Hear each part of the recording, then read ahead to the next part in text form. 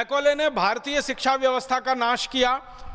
7,32,000 गुरुकुल जो इस देश में चला करते थे, संस्कृत भाषा के आधार पर शिक्षण दिया करते थे। 97% हमारे देश में साक्षरता हुआ करती थी उन गुरुकुलों की मदद से। इंजीनियरिंग पढ़ाई जाती थी, मेडिकल पढ़ाया जाता था, मैनेजमेंट पढ़ाया जाता था, धातु शास्त्र पढ़ाया जाता था, चिकित्सा शास्त्र होता था, सर्जरी पढ़ाई जाती थी। ऐसे 18 उच्च शिक्षा के विषय हुआ करते थे। इन सब विषयों में पारंगत देश भारत को मैकॉले के एक कानून ने खत्म कर दिया जिसका नाम था इंडियन एजुकेशन एक्ट। उस कानून के आधार पर संस्कृत को उन्होंने प्रतिबंध लगा दिया और संस्कृत के आधार पर पढ़ाने वाले गुरुकुलों को प्रतिबंध लगा दिया। गुरुकुलों के आचार्यों को जिंदा जला दिया, उनके घरों में उनके घरों के साथ जला दिया, हाथ पैर उनके काटे, उंगलियां काटी, भयंकर अत्याचार करके गुरुकुल बंद किए गए। आज़ादी के बाद क्या होना चाहिए था? जो कुछ मैकॉले ने किया उसका उल्टा करना चाहिए था भारत सरकार को। अंग्रेजी खत्म होनी चाहिए थी, अंग्रेजों के बनाए गए कॉन्वेंट स्कूल और पब्लिक स्कूल बंद होने चाहिए थे, और जो गुरुकुल कभी चला करते थे इस देश में, जिनके आधार पर 97% साक्षरता थी पूरे देश में, उनको पुनर्जीवित करना चाहिए था। लेकिन भारत सरकार ने ऐसा कुछ नहीं किया। ना अंग्रेजी को ख़त्म किया, ना कॉन्वेंट स्कूल बंद किए, ना पब्लिक स्कूल बंद किए, ना वो झूठा इतिहास सरकार ने बदला। मुझे तो बहुत दुख होता है ये कहते हुए कि भारत के इतिहास की पुस्तकों में महाराजा रणजीत सिंह को डाकू कहा गया। भारत के इतिहास की पुस्तकों में अमर शहीद भगत सिंह को आतंकवादी कहा गया। भारत की इतिहास की पुस्तकों में अमर शहीद चंद्रशेखर आजाद को आतंकवादी कहा गया। भारत की पुस्तक में अमर शहीद अशफाक उल्लाह बटुकेश्वर दत्त को आतंकवादी कहा गया।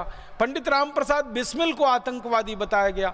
अंग्रेजों के लिए ये सब क्रांतिकारी नहीं थे, अंग्रेजों के लिए तो ये आतंकवादी थे, लेकिन भारत के लोगों के लिए तो ये क्रांति मूर्ति थे, क्रांतिकारी थे, वीर पुरुष थे, साहसी पुरुष थे, जिन्होंने हमारी आज़ादी का रास्ता हमको दिखाया।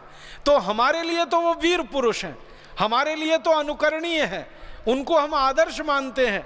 लेकिन आज़ादी के बाद की किताबों में अभी भी उनके लिए आतंकवादी शब्द आता है। बहुत दुख होता है। और उससे भी बड़ा दुख होता है कि भारत की सत्ता व्यवस्था में शीर्ष स्थानों पर बैठने वाले मुख्यमंत्री और मुख्यमंत्री स्तर के नेता अमर शहीद चंद्रशेखर आजाद को अभी भी आतंकवादी कहते हैं, और कहते ही नहीं है, मानते भी हैं। और मुझे उससे बड़ा अफसोस है कि जो अमर शहीद चंद्रशेखर आजाद को आतंकवादी कहे वो किसी देश का, किसी प्रदेश का मुख्यमंत्री बनकर रहे। इससे बड़ी विडंबना इस देश में कुछ नहीं हो सकती।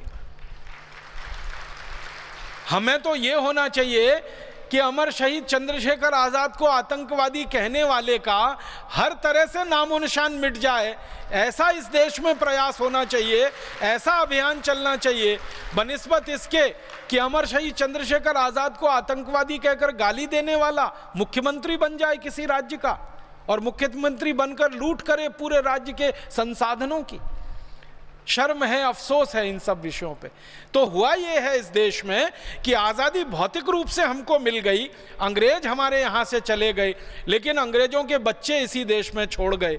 मैकॉले मर गया, लेकिन मैकॉले के मानस पुत्र इस देश में अभी भी जिंदा हैं, जिनको हम काला अंग्रेज कह सकते हैं। उन्होंने जब से आज़ादी के बाद इस देश की व्यवस्था को संभाला, सरकार को अपने हाथों में लिया, अंग्रेजों का बनाया हुआ और अंग्रेजों का बिगाड़ा हुआ कुछ भी इस देश में उन्होंने दुरुस्त नहीं किया।